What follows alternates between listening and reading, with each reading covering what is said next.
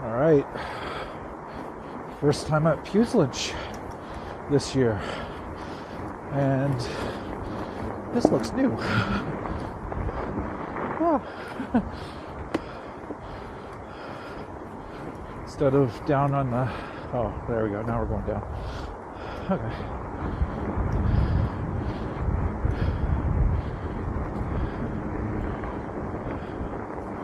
Oh, back up. Interesting. This is new.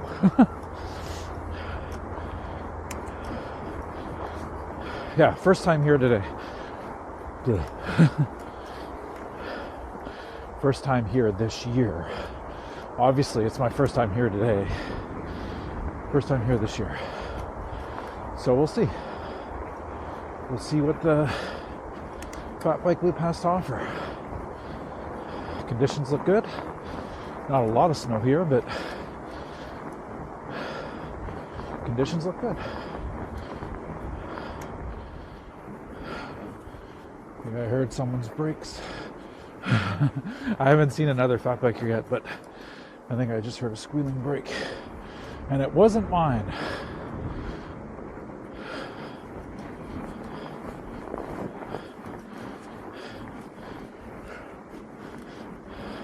Surprised I haven't seen anyone yet. I mean, it's Sunday, so it's a little late. It's afternoon, but like I think it's around 12, maybe 1 o'clock now. Where's everybody?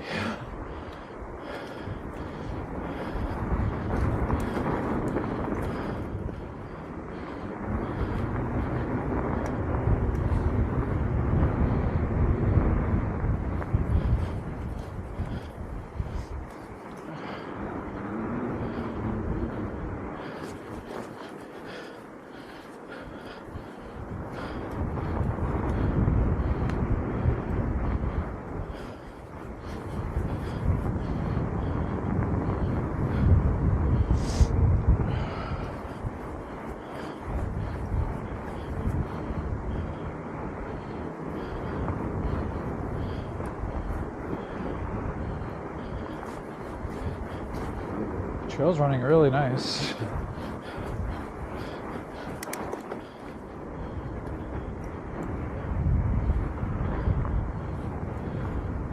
Trail conditions are just really nice.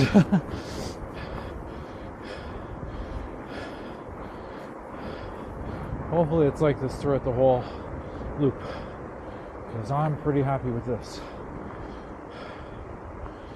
At home, we received some snow overnight. I actually shoveled the driveway this morning, and I was worried that there might have been like maybe 2 inches of snow on the driveway. Not a lot, but I was worried that if there's fresh snow elsewhere over the fat bike loops, conditions might be a little less than ideal, we'll say. I can't stress it enough for fat biking. Conditions can make or break a ride. And before you go out, see if you can find out any information. Check trail forks for ride logs. If you see people riding there in the last couple of days, that's a good sign, especially if they're putting up reasonable distances and reasonable speeds.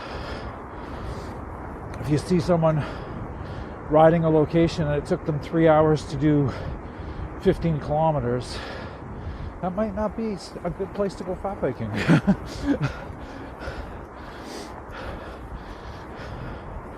If there's a club, or if the trail's on private land and they have Instagram, check Instagram to see if they do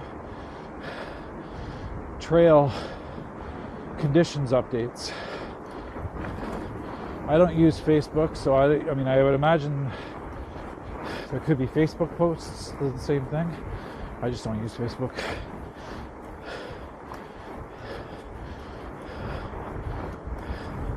you're just starting out fat biking and you think to yourself, oh, I'm gonna go, got a new fat bike, I'm gonna go and ride this trail, which I ride in the summertime because my tires are big and fat and are gonna float over snow. It's not that easy. Trust me, it's not that easy.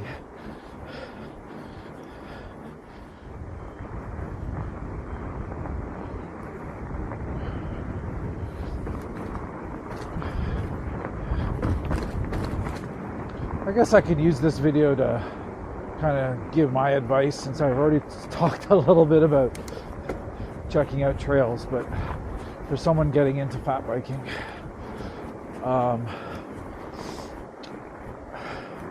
you know, I have a carbon fat bike, but do you need a carbon fat bike? Absolutely not. I mean, I think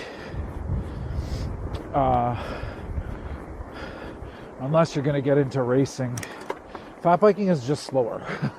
Like, you're not going to be going crazy speeds fat biking because of the trails. And so, do you need a super light fat bike? I mean, it's nice. It's definitely nicer. You don't need one. What I would say is the most important thing, if you're buying new or if you're buying used, for Southwest Ontario, if you're getting a fat bike, get studded tires. With our freeze-thaw, freeze kind of cycle that we go through, there's often ice on the trails. And I'm not going to jump today. At least not that jump. Studs makes a huge difference. I was riding yesterday at Raven Shoe. So if I upload rides in order, this ride will go up after my Raven Shoe ride. I don't usually film 2 rides in a weekend, but I did this weekend. But anyway, ran into a couple of guys that were riding. One had studded tires, the other did not. And I think we crossed paths on the trails 3 or 4 times. And, you know, I'd stopped to talk to them. And on the way out, I ran into them again. And they were kind of cutting across trails, saying that the guy without studs was having some issues climbing with traction. And there's not a lot of climbing at Raven Shoe. There's not a lot of climbing at Raven Shoe. But he was not having much luck climbing. And, you know, that could be the lack of studs. It could also be that he had way too much tire pressure. I don't know about that, but anyway, my point is, in particular if you're buying used, look for a bike that comes with studded tires. Someone already put the studded tires on. If you're buying new, you know, some tires, I mean, you will very rarely find a fat bike sold with studded tires, but you often find a fat bike with tires that are studdable, and so you can stud them yourself. Terrain cake eaters, for instance. Terrain cake eaters, for instance, are a pretty popular stock tire coming on fat bikes, and they're a studdable tire. It's not fun studding them, I'll tell you that much. I studded my first tires myself. I had can't remember what kind, but V rubber something or other. That was a studdable tire, snowshoe maybe. and I studded them, and it was not fun. But definitely get yourself a studded tire.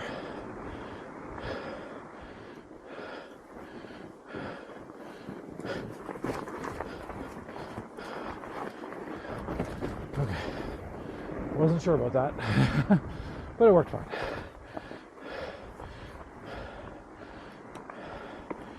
I don't ride my fat bike in the summertime at all, ever, because I have mountain bikes for the summertime.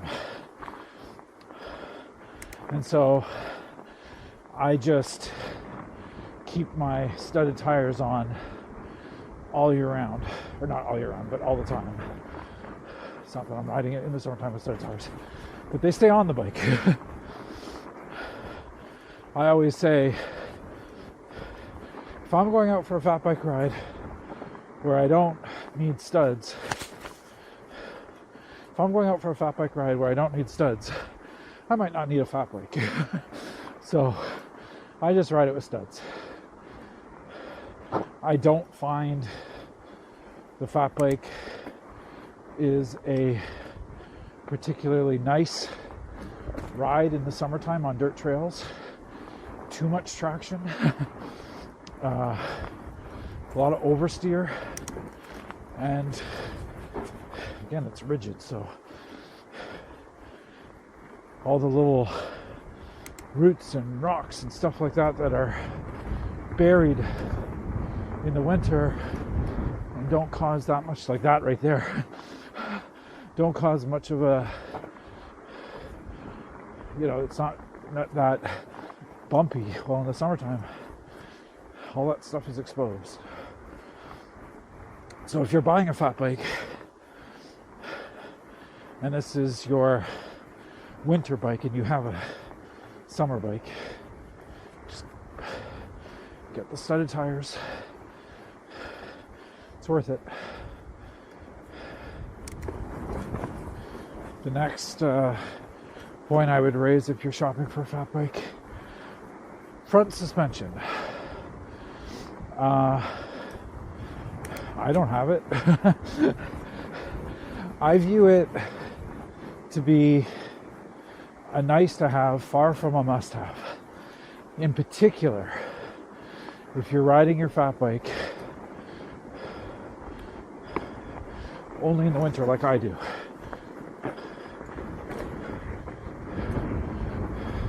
Because again, the snow smooths out the trail. So the fat bike has a little bit of suspension with the soft tire. It has a little bit of suspension already. And with the trail smoother, you don't really need it. So I would say save your money. Don't get suspension, but get the studded tires, which I think is much more of a must-have.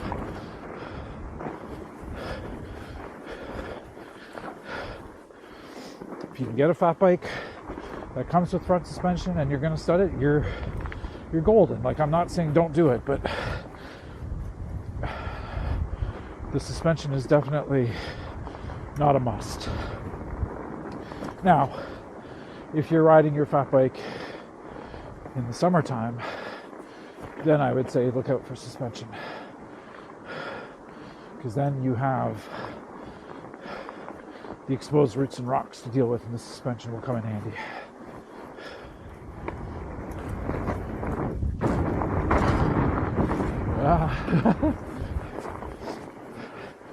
A little sketchy jump there.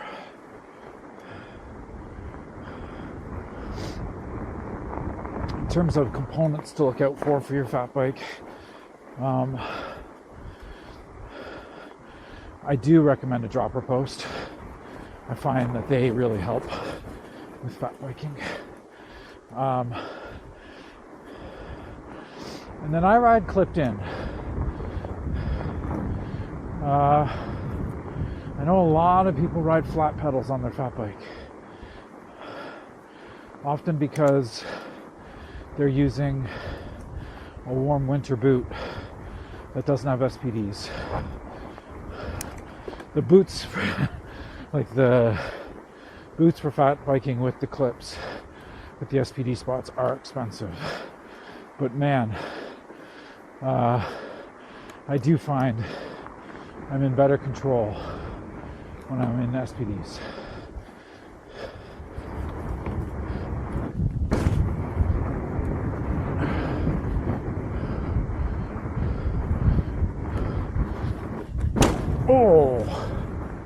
Oh, that might not have been good.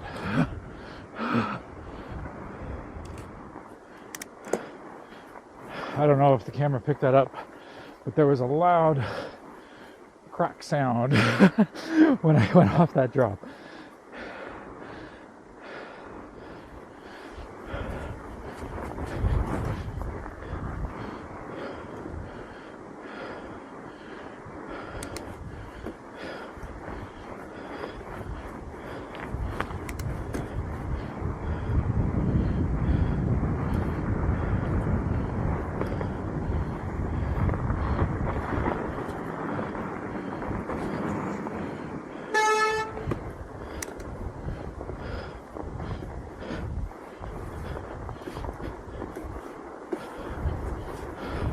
All right, first try.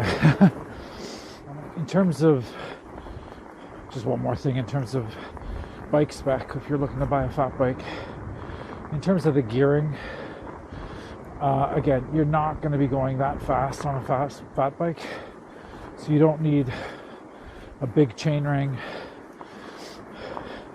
a 1x12 or a 1x11 with a wide range cassette with a small chain ring up front is perfect. What you will find in terms of riding advice that I could give, you're going to spend a lot more time in the saddle on a fat bike than you do on a normal mountain bike. Most of the climbing is in the saddle. Most of the flat riding is in the saddle. Yes, you can get out of the saddle and climb, but that unweights the rear wheel and increases the likelihood of losing traction. So because of that, because you're in the saddle climbing a lot more, it's good to have a pretty wide range cassette or a very low climbing gear, because you can't get out of the saddle and kind of hammer it. And so having a low gear is really helpful.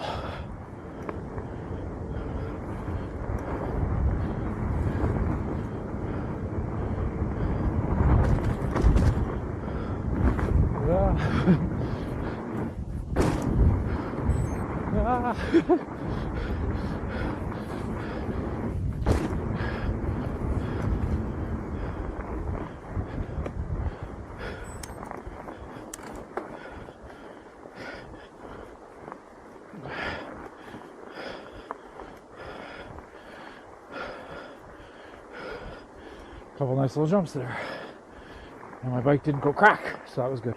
I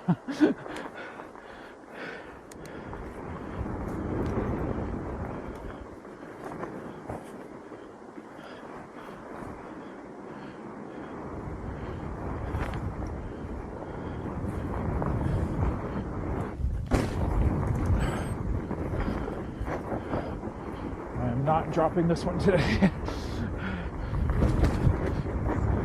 Ooh.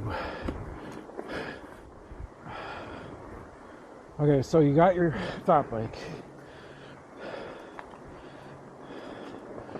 You got your winter boots, your helmet, studded tires, and a dropper post. And it's like, okay, now what? Where do you go? Well,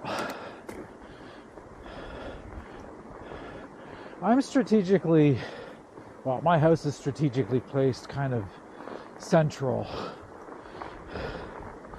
in the GTA, North GTA. But it allows me to go both east and west without too bad of a drive and access a whole bunch of mountain bike trails. So if you're in the west end of the GTA and you want to start out fat biking, the first place I recommend you go is Guelph Lake. Gorba puts together a nice groomed fat bike loop. There's different distances, so if you want to do a longer ride, there's a long loop, middle loop, and short loop. The long loop isn't that long. I think it's like 5 for short, 7 for mid, and 10 for long. But the trails at Guelph Lake and the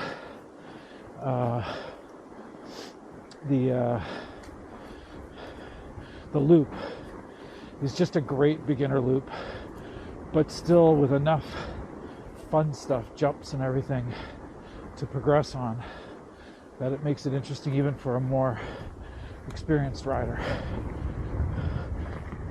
Ooh.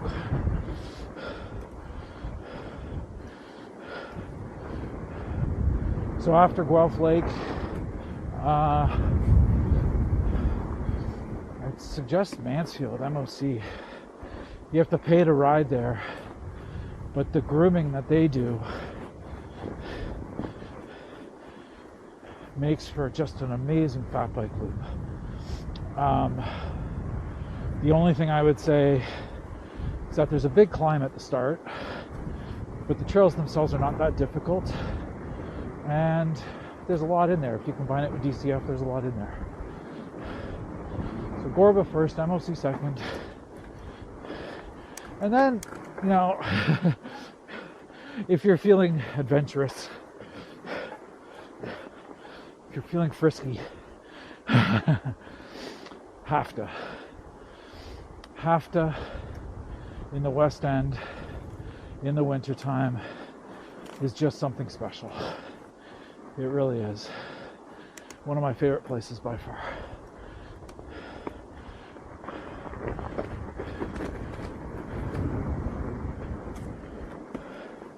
One of my favorite places by far. Just so interesting, so technical.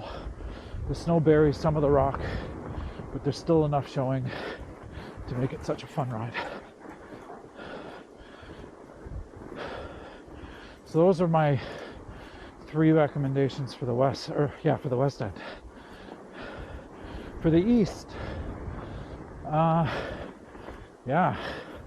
was really impressed with Ravenshoe. It would be a really good beginner fat bike loop just north of Newmarket, so it's kind of northeast, but basically at the top end of the 404, like 10 minutes from where the 404 ends, kind of thing. Really impressed with those trails. Good beginner loop. Durham would be my second choice. Durham's really good as well. Nice fun flow. Yeah. And I don't think there's anything quite comparable to Hafta in the west, in the east. But the other option would be Jefferson Forest, which I haven't ridden yet this year, but when I have fat biked there in the past, it's been good. It's been really good. So yeah, no Hafta equivalent, but still, Ravenshoe, Durham, and Jefferson for the east are 3 good options for trying out fat biking. If I'm missing places, let me know, especially in the east, because I'm always looking to try new stuff.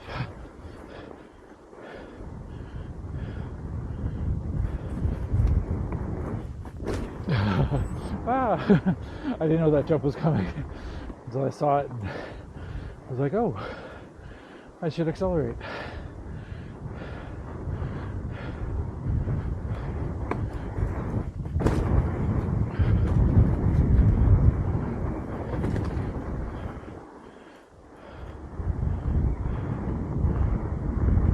So hopefully my little bit of advice helps.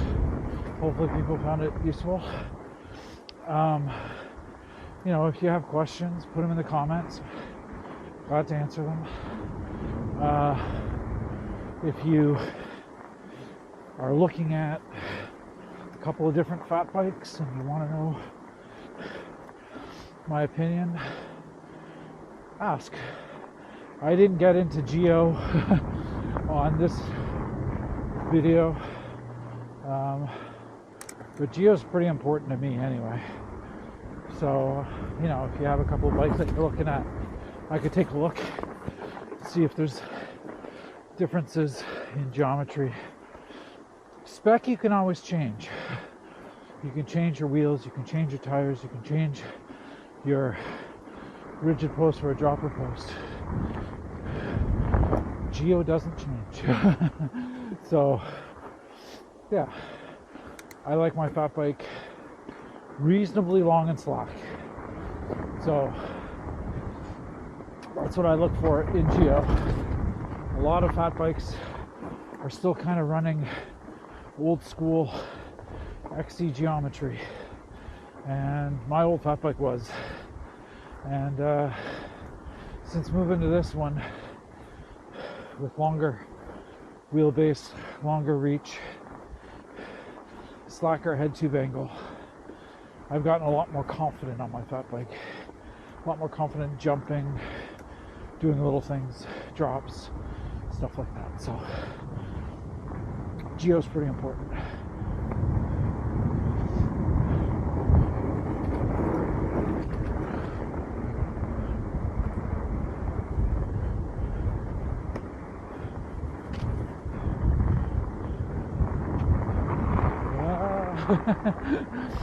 I was getting all excited because it was like nice and fast, and then I saw a corner that looked icy.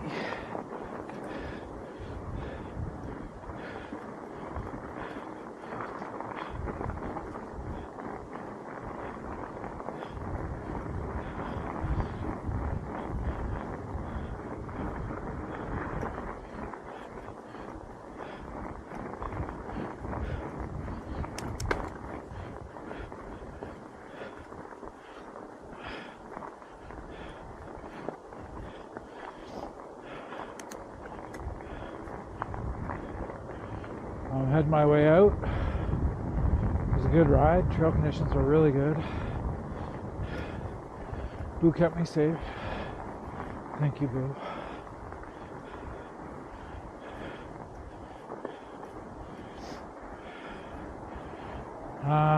Yeah.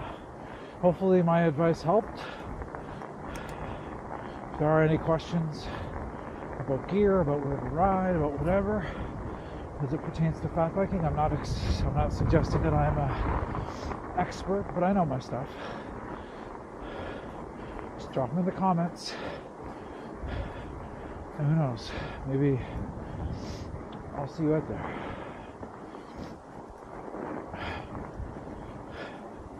All right, signing off.